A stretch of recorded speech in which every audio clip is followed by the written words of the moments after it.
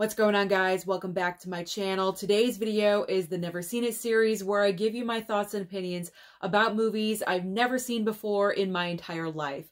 Do I love them? Do I hate them? But most importantly, do I recommend them to you? There's always a best and there's always a worst. Everything else kind of just falls in between. Now, my movie watching theme last month for March was Best Picture nominees and winners. And I can say, for the most part, all the movies in the stack next to me, I really enjoyed watching. There's only a couple I really was not the biggest fan of, but we will get there. I'm brutally honest with my opinions. You guys already know this, but we're going to start off with my favorite of the bunch, which is A Streetcar Named Desire. Now, I think some of the reason why this is my personal favorite is because I do have a connection to this film, and that is I was a theater major in school, and my senior year we put on this production. I believe it was my senior year, if I'm remembering correctly. It's been a hot second since I was in college, but I believe for my senior year we did A Streetcar Named Desire, and I was in the show, and my best friend, or one of my very good friends, was the lead as Blanche, the Vivian Leigh part. So it was just a very fun production to be a part of, and it was a great experience. But I'd never seen the movie. So finally, when I saw the film, I'd seen little bits and clips here and there, but not the entire movie from beginning to end. And I just really enjoyed it. It's like all the memories from college came flooding back, because pretty much this film is exactly like the stage production. I mean, you have powerhouse actors with Marlon Brando and Vivian Leigh as your main characters. They are so fantastic in this movie. It really is a shame that Marlon Brando did not win for Best Actor, because he totally deserved it. All of the other actors won, but not Marlon Brando. And that is a crime and a shame, because he is amazing in this film. It's a great black and white movie, and it's one of the best plays ever written of all time by Tennessee Williams. So Streetcar Named Desire, my personal favorite. Really loved watching it, and I can't wait to watch it again. And I mean that. And I rarely say that, but I do mean that, because Vivian Leigh is just so perfect in the role of Blanche. And if you know, you know. You know. If you know, you know. She is fantastic. Okay, next up, finally broke out Citizen Kane. Okay, I know a lot of you out there are huge fans of this movie. It like defines film for you. This is cinema, quote unquote. I know. This surprisingly did not win Best Picture back when it was nominated.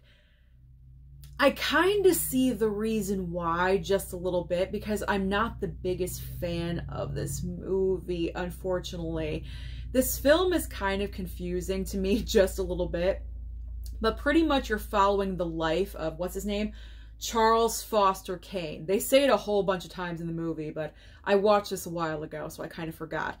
But you're following the life of Charles Foster Kane. He's like this big wig, like multi-millionaire character, something like that. Like, is he like the head of a newspaper or something? Yeah, he's a newspaper magnate, like a William Randolph Hearst type of character. Again, I watched it a while ago, so the memory's not so great. But I do remember not being the biggest fan of the film. I was in and out of sleep, I will admit that. But if I'm not vibing with a movie very well, I already know that. The sleep doesn't really have that factor, because if you're putting me to sleep, that's the problem. I'm not entertained by this movie. And I mean, it did have bit points here and there. I was paying attention. I'm like, oh, that's good. That part was good. But overall, I think Citizen Kane, in my personal opinion, is a little bit overrated. And I'm probably going to get reamed in the comments for saying that, but I gotta be honest, I just wasn't really overly thrilled with this movie. And I mean, they're in the film, they're trying to figure out what does rosebud mean, the meaning of rosebud, because right in the beginning of the movie, he says that. That's his final word. And everyone's trying to figure out what that meant. What does that mean? Well, you know what? I already know what it meant because of pop culture and things that I hear, and they like, you know, they sit right there in the back of your brain. I already knew what rosebud was and what it meant. So that wasn't even a mystery to me. You know what I'm saying? So like, overrated. In my opinion, overrated. So we're just going to put this down and leave it alone because I'm sure I probably just shocked half of you that watch my channel, because I know a lot of you consider Citizen Kane to be one of the best movies, if not the best movie of all time. Sorry. To me, it's Goodfellas still. I'm sticking with Goodfellas, not Citizen Kane. All right, the next movie up. Selma. This movie I've been wanting to watch for so long. I feel like I've been staring at it for years, so I finally watched it. I'm not overly thrilled with the movie. Granted, what it's about, so important. Absolutely. Dr. Martin Luther King fighting for Black people to have the right to vote. Absolutely. Important, no doubt. Okay? Very important. However, I think it was the pacing of the movie that I wasn't really thrilled with, because this is about a 2-hour-long movie. It felt like 2 hours and 45 minutes. It just felt way too long, and I just wasn't really overly interested. And I'm not really sure why, because usually with true stories like this that happened, you know, it's history, and that's interesting to me. But I wasn't overly interested. I wasn't engrossed in Selma. So this one was just an okay watch. Maybe it's one of those titles I'm going to have to watch again in the future, which I'm going to be optimistic and say that's what it is. So I'm not going to get rid of it. I'm going to keep it around and I will rewatch it, but it was just mid. It was mid for me. Like, meh, it was mid. MidNka is up next, and the only reason why I know how to say this now is because the lead male in the movie that falls in love with, what's her name? Garbo. What's wrong with me? With Garbo, says her name repeatedly in the movie. I gotta be honest, I don't remember what the film's about. I don't at all. I do remember that I did enjoy it. I remember that I did enjoy the movie, watching it, like, oh, okay, this is a cute little movie, or, you know, this is fun. Like, the topic isn't cute, but it's like, okay, it's a good movie. Like, it's good. But I don't remember what it's about. And that's the problem. That's the major problem. But this was a random pickup at Dollar General for like $4.95. So if I don't remember the, you know, the plot line of MidNka, no big loss there. I'm okay. So that one was just all right as well. The next movie in my pile is The Hurt Locker. I'm trying to give war movies more of a chance, and this was my time to do so because I did watch a couple of war or military films, and The Hurt Locker is so worth your time. You're literally on the edge of your seat the entire movie because this is about a bomb squad in the military, and Jeremy Renner is the main character of the movie, and he's very unpredictable. He's a maverick. You never know what he's going to do. He's very successful with what he does. However, he doesn't play by the rules. He kind of throws out the book and just does his own thing. And that's nerve-wracking. So because of that, and everything that you're dealing with in this movie, bombs and explosives, you just don't know what's going to happen next. And so when I say you're on the edge of your seat, you're literally on the edge of your seat because you don't know. You don't know what's going to happen in this movie, but it's just so good. Catherine Bigelow, she knows how to direct, man. Let me tell you, I watched a couple of her movies. She is amazing. I look up to her as a director because she's just so good at what she does. She won Best Director for this movie. It won Best Picture. It's definitely worth your time. So watch The Hurt Locker if you have not already. You will not regret it. Movies&Sue, personal recommendation there. Okay. Next up, Gladiator. Finally, I watched Gladiator. I have gotten so much, like, not criticism, but like, what do you mean you haven't watched Gladiator yet? What are you doing with your life? I know. I don't know. I don't know. But I changed that. I put it on my list for a reason because I feel like such a jerk for having waited this long to finally watch Gladiator. But let me tell you something. Fantastic film. These are the kinds of movies that should be winning Best Picture. It's an epic story, an epic tale. Russell Crowe is amazing in the movie. He won Best Actor for a reason.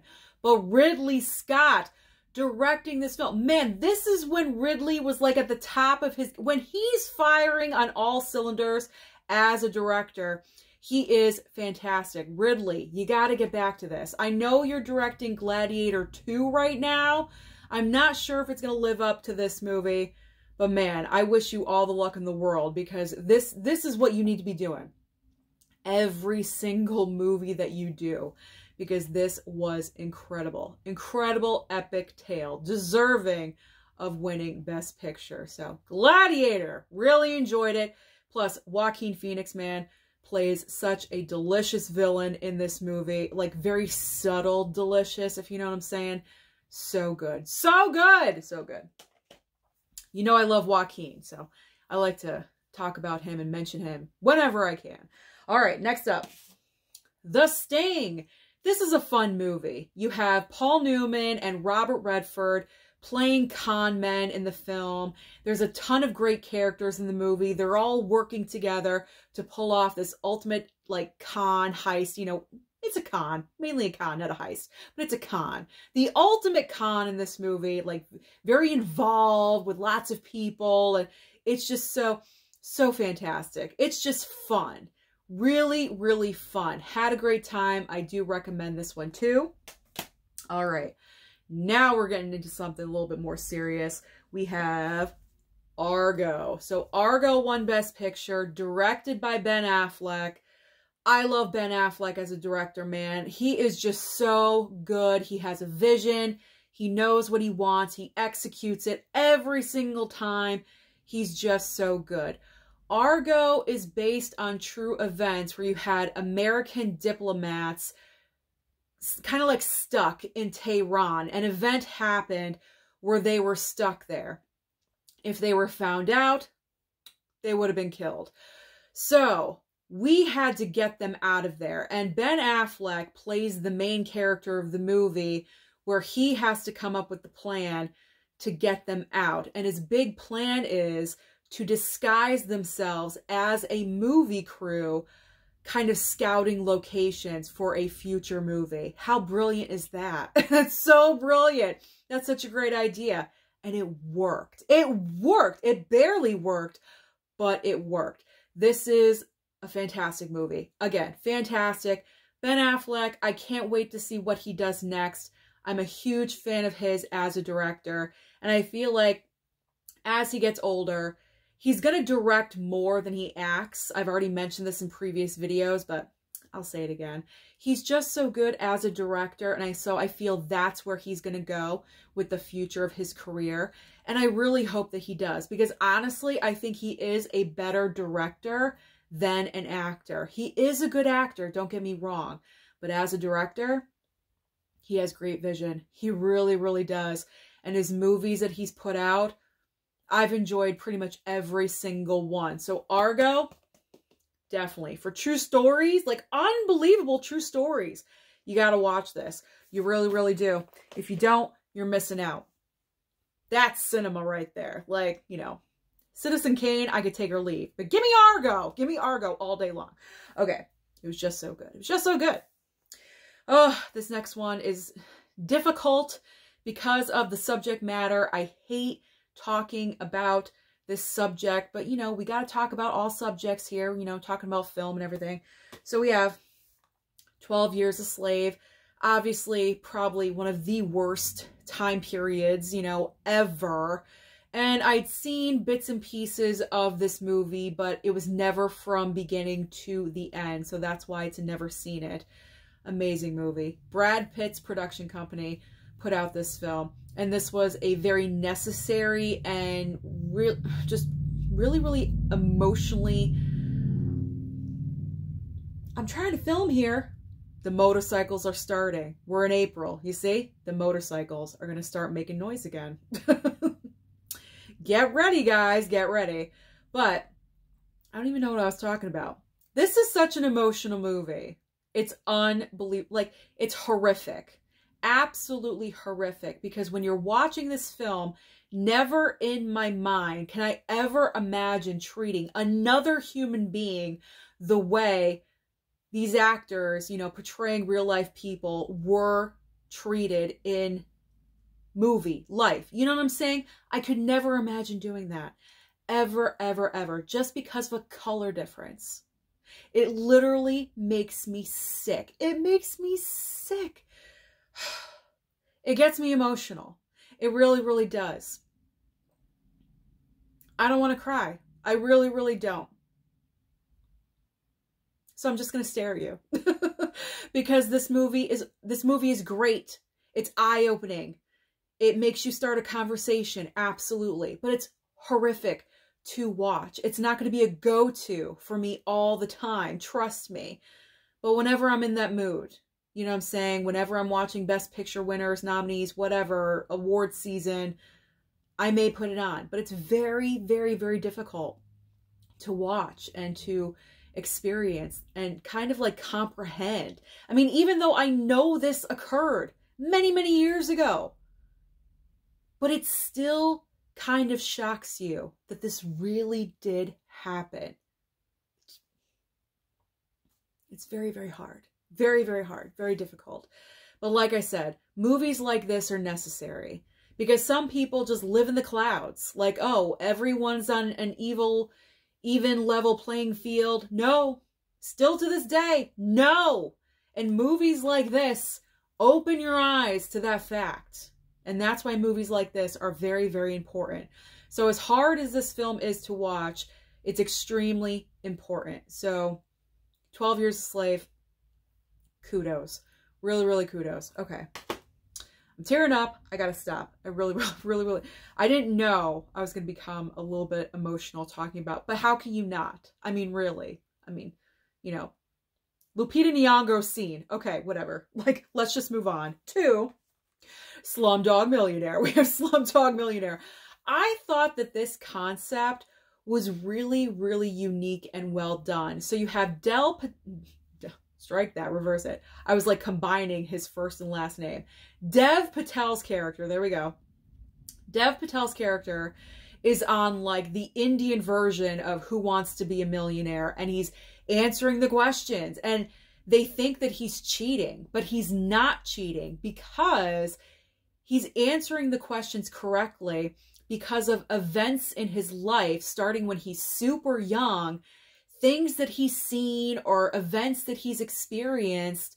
He knows the answer. He knows these answers. And I just thought that was super cool. Such a super cool, original, unique idea. I loved it. Absolutely did. Dev Patel, loved him in the movie. I'm starting to become a fan. I saw Monkey Man. I liked that movie. I enjoyed it. Solid 3-star film. And so I'm enjoying Dev Patel. So I recommend Slumdog Millionaire if you have not seen this movie. It's a great idea and I just really, really loved it. I enjoyed it. So there we go. Nothing else to say there. Nothing else to say. But such range of emotion in that movie. The emotion, you're all over the place with that movie. Like you're laughing at some points. Well, not really laughing, but maybe smirking a little bit. And, you know, like the tender scenes, and then you're angry and you're crying, like everything, the gamut of emotions. Okay. Next up, we have Sunset Boulevard. This one's fun. This one was fun because what's her name? Yeah, Gloria Swanson plays Norma Desmond, and it's been a while since I watched it. It's been like 3 weeks, but Gloria Swanson, strike that, reverse it. Gloria Swanson plays Norma Desmond in this movie, and she was a major movie star. She's kind of faded into oblivion in this movie. No one really wants to deal. She's kind of like Miss Havisham, a recluse, if you will, from Great Expectations, like that kind of character. You know, like she's constantly in her home, doesn't really leave, and then this man like stumbles across her randomly, and she kind of like keeps him, you know what I mean? Like kind of keeps him around. He wants to get away from her, but it's ridiculous. It's fun. I thought it was a fun, good, ridiculous movie. It's a great black and white. I recommend. I mean, if you enjoy movies about Hollywood, you know, old school Hollywood, things like that, then you will enjoy Sunset. I'm just laughing because I'm like remembering the movie in my head, but you know, if you enjoy topics like that, old school Hollywood, you will enjoy Sunset Boulevard. So I do recommend this one as well. Just the fact that I compared her to Miss Havisham in Great Expectations. But it's so true. It's so true. It's like the same exact person. All right. Lost in Translation. This is another film I think I've had in my collection for about 2 years. And finally, I watched this darn thing. Because I watched Priscilla. And Priscilla was directed by Sofia Coppola, and this obviously was written and directed by Sofia Coppola. I wanted to see more of what she's done. So Lost in Translation was a good choice, and plus very outside the box a little bit different from all the other movies I've been watching. And pretty much it's about two souls that are lost in Japan. You have Bill Murray, and then you have ScarJo, Scarlett Johansson. I call her ScarJo if you're new here at the channel. I don't want you being lost or anything. So Bill Murray, ScarJo, she's super young, by the way, in this movie. She's like, what, 18 or something like that? She's super, super young. But regardless of the age difference, Bill Murray and ScarJo, kind of like two ships passing in the night for like the majority of the film. And then eventually they make this connection, this like little bond that they have. Because like I said, they're both in, I believe it's Tokyo. And they're not like fitting in, and she has a husband that's never there for her. He's always off working. That's why they're over there. And so she's kind of lonely. And then you have Bill Murray, who's an actor, stretch, who is there to shoot an advertisement or something like that. And he's kind of lonely too. His marriage isn't really going that great. And so they're kind of like two ships passing in the night. They see each other in the hotel and the bar, and then they connect. And they kind of form this weird, never saw it coming kind of relationship. You know what I'm saying? Because, I mean, you can never imagine Bill Murray and ScarJo, like 18 years old, forming this relationship, but they do. They do. And you kind of want it to work. It's the thing. You kind of want it to happen by the end of the movie. It was good. I really enjoyed this one as well. That was a good watch. Okay. Another, like, it's a war film. It's definitely military. I mean, it's Zero Dark 30. I mean, this is so important.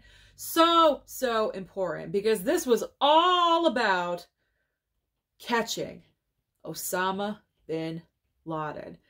Man, Jessica Chastain. Wow, what a performance out of her in this movie. Again, this is the other Catherine Bigelow movie. Her genre is like war and military films. She does so well directing war and military movies. And this was eye-opening because, I mean, we read newspaper headlines, we watch the news, you know, whatever it is, and we can always make our own assumptions about what's going on. But when you watch movies like this, and it really turns the lens in a different direction for you to see what these people went through for a decade to try to find this guy, I don't want to swear, the a-hole, trying to find Osama bin Laden for over a decade, everything that they had to do, man, and they accomplished it. Absolutely incredible. Incredible. I love movies like this. I love movies that turn the lens and make you see, you know, turns it 180 so you can see it from a different perspective. Man, I absolutely loved it. It moved a little bit slow, I will admit, in the beginning. It was kind of lagging just a little bit, but then when we got going, I was like, okay, now we're going. And then like the last like half hour, you're so into it and everything happens and you're like, man, that was awesome. That was awesome. That was great. And the moment that, you know, like one of the last moments of the movie when Jessica Chastain, you know, identifies that is him. Man, that's a powerful moment right there. Truly, truly powerful. So, Zero Dark 30. I gotta get the 4K for this one. I absolutely do. Really, really do. Loved it. Great. Okay. LA Confidential. Crime thriller. I would classify this as a crime thriller. When is this? Like the 1940s or something like that? I mean, it's a time period movie. You know, time period. Does that make any sense? It's a certain time period. I think it's the 1940s though. But you have Kim Basinger here. She won Best Supporting Actress for this role. Then you have, you know, Kevin Spacey, Russell Crowe again, Guy Pearce, and Danny DeVito. This is like an all-star cast. This one was just okay. I wasn't overly thrilled with it. I did think in some certain areas it was kind of lagging just a little bit. So I honestly, I can't even believe this was nominated for Best Picture. You know what I'm saying? Like, there weren't other movies that could have kind of taken that 5th spot, because this was when? In 1997? So I'm like, I'm trying to think.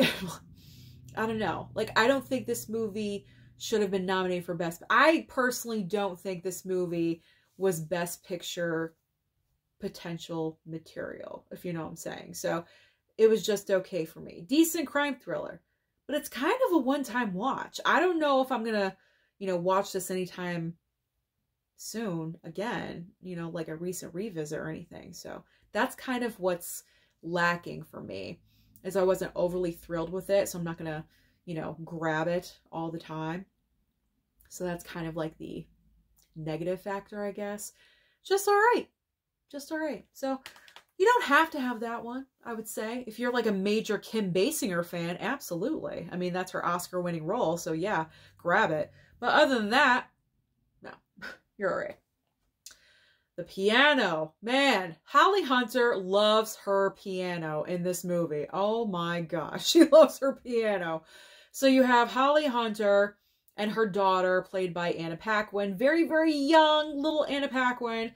And Holly Hunter, her character anyway, is promised to Sam Neill's character. Nice to see Sam Neill not in Jurassic Park. You know what I'm saying? Like, he's not in a ton of movies that I watch. So it's nice to see him in a different movie that's not Jurassic. So Sam Neill, she's promised to him as a wife. She was married. I'm trying to think. She was married prior. Did he kill himself? I don't know. I can't remember that part. But she was married prior. Something happened. Either suicide or he died. I don't know. I can't remember. So she's promised to Sam Neill. So then her and her daughter and this godforsaken piano that's like so gigantic are like dropped off. Now, mind you, this is in the times when we didn't have real boats or cars or, you know, semi-trucks or anything like that. So this piano is literally sailing the seas and is dropped on the beach. And Sam Neill and his like brood of people that live on his property come and meet them to escort them back to where they're going to stay. And this huge piano, he's like, you know, screw the piano. We're leaving it here. She gets so upset about this piano because I believe the piano is connected to her husband in some way, the late husband, something like that. It's got an emotional attachment. She's very, very connected to this. I'm trying to remember. That's the problem. When you watch these, you kind of forget after a couple of weeks. You know what I'm saying? But what happens is Harvey Keitel is in like, you know, the group of workers for Sam Neill. And what ends up happening is Harvey Keitel and Holly Hunter start getting too familiar with each other, if you know what I'm saying. So you got a little side affair going on. It's a good movie. It's definitely solid. It's not my favorite. It's not like my favorite Holly Hunter movie. What's that? Probably Raising Arizona. Raising Arizona is my favorite Holly Hunter movie. What does that tell you? But I mean, this was good. Definitely good, solid. Performance-wise, great. Great. But I'm not like over the moon about it. You know what I'm saying? But it was good. I'm glad I finally watched it. I'll definitely watch it again. I will. All right. We're almost done, guys. We got about 1, 2, 3, 4, 7 left. I was powering through. You have no idea. All right. Les Miserables. Les Miserables. The miserable. I wasn't miserable watching this, which was actually surprising because I thought it was going to be honest. I've never seen this before. I'd never seen the play. I've never seen any kind of, you know, version of Les Miserables. And you know how I feel about Anne Hathaway. You know, like, she's not my favorite. She ain't my go-to. There's just something about her I'm not really fond of. You know what I'm saying? But I will give her credit. She did deserve to win her Oscar for this movie because even though she was not in this film for very long, she made an impact. And her song, oh my gosh, like, rip your heart out.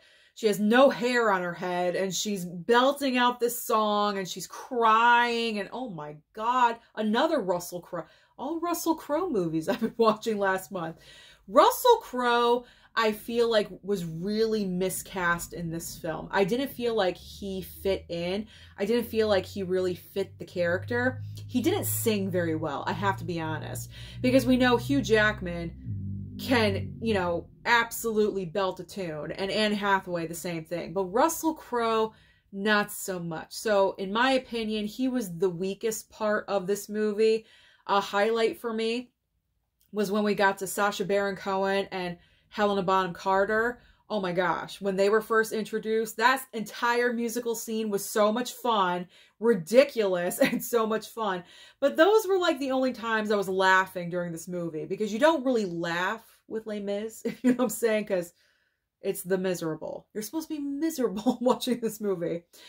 But I have to say, on the positive side, I enjoyed this more than I thought I was going to. And if I enjoy it more, that is all that matters. So I'm not going to grab this one all the time, but every, what, 5 years maybe? Every 5 years I'll grab Les Mis and give it a watch. But it's very heavy on the musical side because you have some musicals that are all singing, you know what I'm saying? But then you have other musicals like Moulin Rouge, where you have some dialogue, heavy dialogue scenes, and then you have a song, and then you go back to dialogue, and then you have a song. Les Mis is very, very song heavy. Like, pretty much everything that they're talking about is said in song. I'm not the biggest fan of that when it comes to musicals. I would rather have my musical be like Moulin Rouge, but other than that, it was fine. I got through it. What does that say? I don't know. It was fine. It was fine. It's not my favorite. I can't say that's my favorite, but I enjoyed it more than I thought, and it did have some positive qualities. Hey, I praised Anne Hathaway. I think that's pretty good for me. Okay. Next up, Meryl Redford, Out of Africa. Oh my, I didn't even realize that this was like based on true events until we got to like the end of the movie. And I think it said like a little blurb about the character that Meryl plays. I was like, that was real? This was based on true. I could not believe that. So that's amazing. Absolutely. You have this iconic like love story with Robert Redford and Meryl Streep in Africa. I mean, what's not to like about this movie? It's a little bit long. Yeah. How long is it? 2 hours and 41 minutes. So you got to be pretty invested to enjoy Out of Africa. You got to be in like a certain mindset, but I am so happy that I finally watched this because I've heard of Meryl's accent that she uses in the movie. I've heard it in past like pop culture references.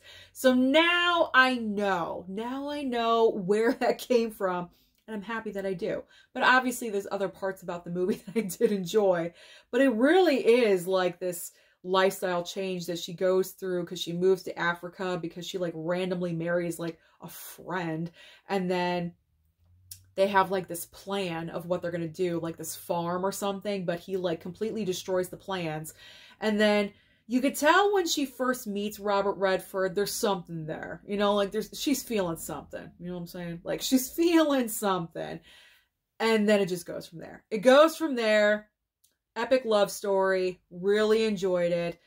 One of the iconic movies out of Africa. You know what I'm saying? So enjoyed this one as well. And this was gifted to me from Jesse. So Jesse, thank you. Finally watched it and enjoyed it. So thank you. All right. Okay. Here's the movie we gotta frickin' talk about. Crash. Crash and Burn is what this movie should be called, because this movie this is one of the worst, if not the worst choice. Well, that's kind of tied with Shakespeare in Love and Saving Private. I would say that is the worst, but this is the second worst decision that the Academy ever made with awarding Best Picture. That year, Crash won Best Picture over Brokeback Mountain. Everyone was shocked and surprised when that was read. I remember that moment. I thought for sure, hands down, Brokeback Mountain was going to win, because it was anything and everyone talked about Brokeback Mountain. And then this comes out of nowhere and takes it. And I really do believe because the Academy was not ready to award Best Picture having to deal with gay and lesbian topic, which is so stupid. Like, you're Hollywood, man. You're Hollywood. You're all in there. You know what I'm saying? Like, if any community should be praising and awarding gays and lesbians, it's Hollywood, okay? So I don't understand. I don't get it. I don't understand why they would award Crash. Now, yes, the topics discussed in Crash are important. It's all about race relations. I believe post 9/11 or something like that, but it's about race relations in LA. Very stressful situations, and, you know, guns are involved, and, you know, language being used, all these different scenarios. It's one of those movies where you have this huge all-star cast, and like the stars in the movie, their characters are linked together somehow. It's one of those kinds of movies. I mean, it's okay. It's solid. It's not worthy of winning Best Picture. I'm sorry. This was a huge, gigantic mistake. I will die on that rock proclaiming everything that I just did, because it's nothing compared to Brokeback Mountain. I mean, you watch these two movies back to back from each other, and there's no question in my mind. So this was the absolute wrong choice of winning Best Picture. I'm sorry. If you disagree with me, you are more than entitled to. Absolutely. If you want to give your side, comment down below. Sure, we'll have a conversation. But sorry, Crash. Sorry. Even when it was done, I said, wow, that won Best Picture? Okay. Like, and a lot of those characters in the movie are not likable at all. And I know that's the point. Don't get me wrong. I know that's the point. But it's like, I don't like anybody, really. I just didn't.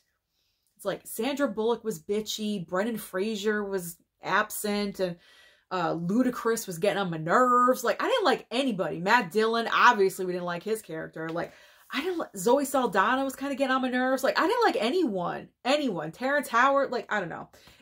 It wasn't my cup of tea. It wasn't my brand of Lipton, if you know what I'm saying. I don't even drink tea, and it's not my cup of tea. All right. I'm getting ridiculous. The face is getting red. Okay, I gotta wrap this up. All right, 4 more films to go. Dangerous Liaisons, aka the movie that inspired Cruel Intentions, because it's true. This movie is pretty much, this is the OG though. This is the original. This movie is Cruel Intentions, pretty much. I mean, you have Glenn Close that plays the Sarah Michelle Gellar character. There we go. John Malkovich, Ryan Phillippe. And then you have Michelle Pfeiffer, who is Reese Witherspoon. And then you have Uma Thurman in this movie as well, who is the Selma Blair character. So you have all these characters represented from both movies. That actually made it a lot easier for me to watch this film, because, I mean, this time period, as you can see, isn't my go-to, shockingly enough. But because I already knew pretty much the basics of what this movie consisted of, I was really enjoying it. Absolutely. I thought this movie was great. I'm happy that I finally watched it. And I actually got some knowledge dropped on my brain. I did not know, in all of the years that I've been talking about movies, that I've been interested in Hollywood and pop culture, I had no clue that during the filming of this movie, Michelle Pfeiffer and John Malkovich had like a torrid love affair. They were both married at the time. They had this torrid love affair during the filming of this movie, and then it like crashed and burned really, really, really bad, and they never spoke again. That's juicy. That is some juicy hot, that's some hot tea, right? This is my brand of tea right here. Scalding Lipton. Okay, this is my brand of tea. This was great. So I sound so stupid, right? I sound so dumb.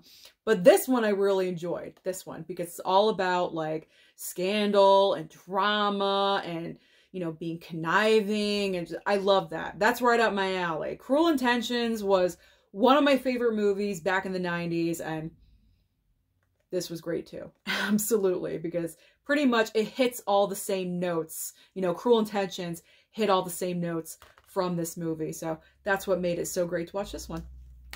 Because I already knew what was going on. It was great.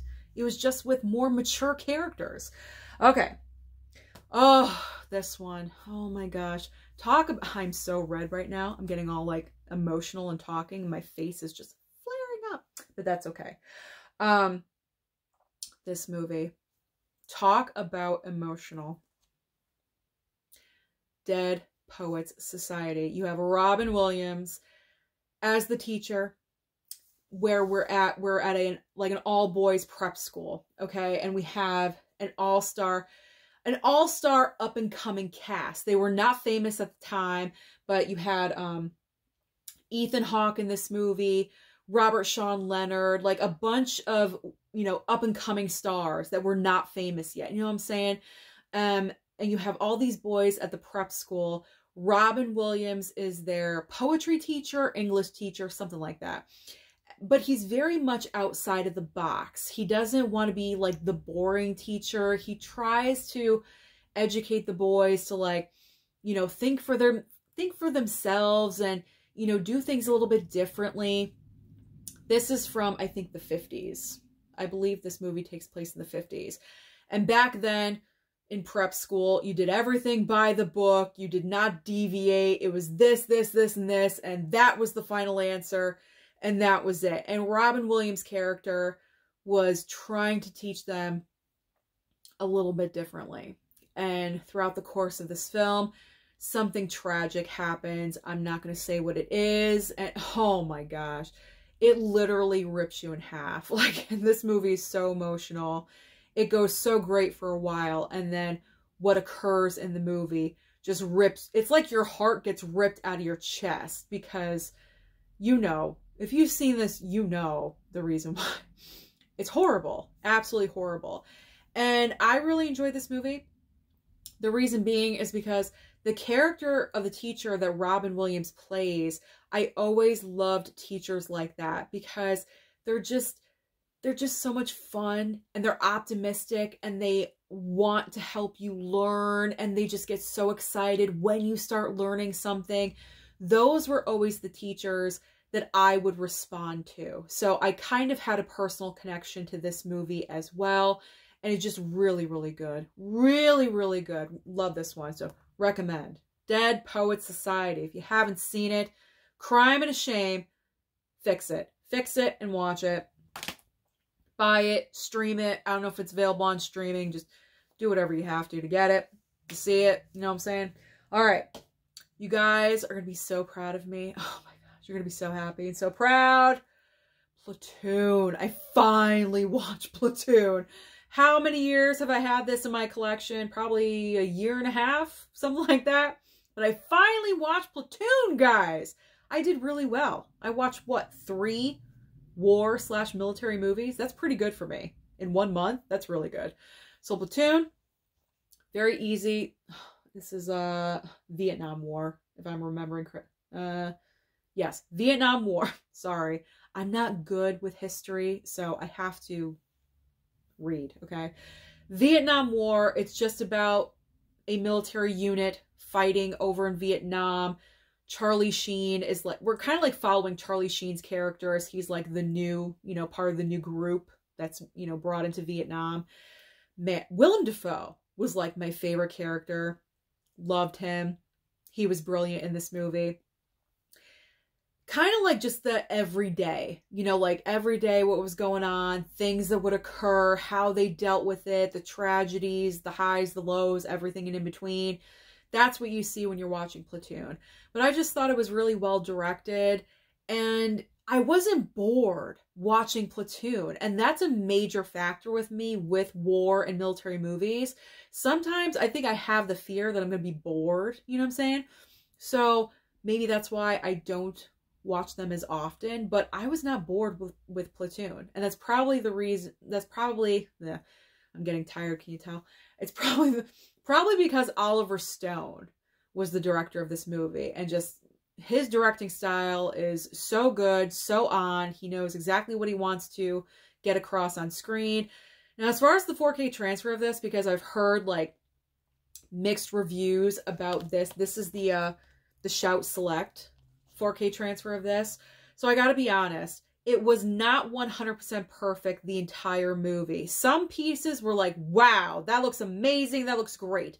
And then other pieces were like, what's going on? What happened, 4K transfer? Where did you go? Why are you disappearing? You know what I'm saying? Like, it would go away for a little bit and then it was inconsistent, is what I'm saying. The 4K transfer is inconsistent with this one. But I enjoyed it. I enjoyed Platoon. Great acting. All-star cast again. Even Johnny Depp is in this movie. Okay? Like, tons of people are in this film. So, I think Platoon is like kind of a war movie staple. You know, you got like Saving Private Ryan, Platoon, like the movies you gotta watch. Platoon is one of those. So, again, you haven't seen Platoon? Get on it. All right. The final film. Finally. We are down to the final movie. Okay. I'm not going to say I hate the movie, and I'm not going to toss it. I usually toss the movie if I hate it, but I'm not going to toss this movie because I don't absolutely hate the film. And surprisingly enough, this is the movie that won Best Picture that year over Citizen Kane. It is How Green Was My Valley. So, do I think this movie was justified in winning the Oscar for Best Picture over Citizen Kane? I don't know. I don't know. Because I'm not sure of the other contenders that were up for nomination. But I gotta be honest. This movie was boring. Absolutely boring. You are just looking, it's like you open a door to this family's life and you're just peeking inside. That's it. It's like you're standing outside the door, looking in the window at what is happening with this family. There's like a shit ton of brothers. There's like 16 brothers. And then you have Maureen O'Hara as like the only girl in the family. And you're following their lives of what's going on. But it's like there's not enough going on to really keep that interest flowing. I mean, there's barely enough. There's barely enough going on for this to keep your interest, at least personally for myself. Obviously, it's a black and white movie. I enjoy black and white, so that was a plus. I like the black and white. But deserving of winning Best Picture? I don't know. So because this movie was boring for me, I'm not going to be reaching for this film all the time. And I feel bad saying that because someone sent this to me. And I know they sent it to me because it did win Best Picture and I needed it for my collection of Best Picture winners. But I just wasn't overly thrilled with this one, unfortunately. I mean, maybe if I watch it again, it could improve. It does have the possibility. I already know what the movie's about because I've seen it. So maybe it would click in a different way. But I'm not really sure. I don't know. So I honestly wasn't thrilled with either one of these, How Green Was My Valley or Citizen Kane. So now I want to look up the other nominees and pick a different one to win Best Picture because honestly, I didn't really go for this one either.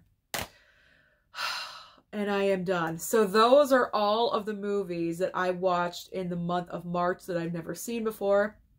So comment down below and let me know your thoughts about any of these films that I just mentioned and described to you.